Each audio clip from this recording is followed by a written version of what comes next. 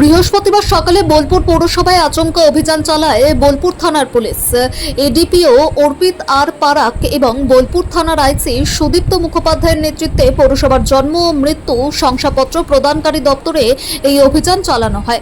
হঠাৎ পুলিশের উপস্থিতিতে পৌরসভা চত্বরে ব্যাপক চাঞ্চল্যের সৃষ্টি হয়। পুলিশ সূত্রে জানা গেছে, গত 10 বছরের জন্ম ও মৃত্যু সংক্রান্ত সমস্ত নথি ও তথ্য সংশ্লিষ্ট দপ্তরের কাছে চাওয়া হয়েছে।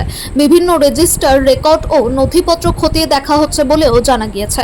তবে এই অভিযান ঠিক কোন অভিযোগ বা তদন্তের ভিত্তিতে চালানো হচ্ছে সে বিষয়ে এখনো পুলিশের পক্ষ থেকে আনুষ্ঠানিকভাবে কিছু জানানো হয়নি। প্রশাসনিক সূত্রে আরও জানা গিয়েছে, শুধু বোলপুর পৌরসভা নয়, রাজ্যের প্রায় সমস্ত পৌরসভাতেই একই ধরনের তথ্য সংগ্রহ ও নথি যাচাইয়ের কাজ চলছে। ফলে এই অভিযানকে ঘিরে জল্পনা আরও তীব্র হয়েছে। ঘটনার পর সাধারণ মানুষের মনে একাধিক প্রশ্ন উঠতে শুরু করেছে।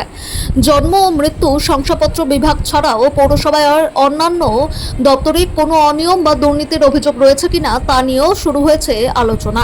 আগামী দিনে অন্যান্য বিভাগেও একই ধরনের অভিযান চালানো হবে কিনা এখন সেদিকেই নজর প্রশাসনিক মহল ও সাধারণ মানুষের।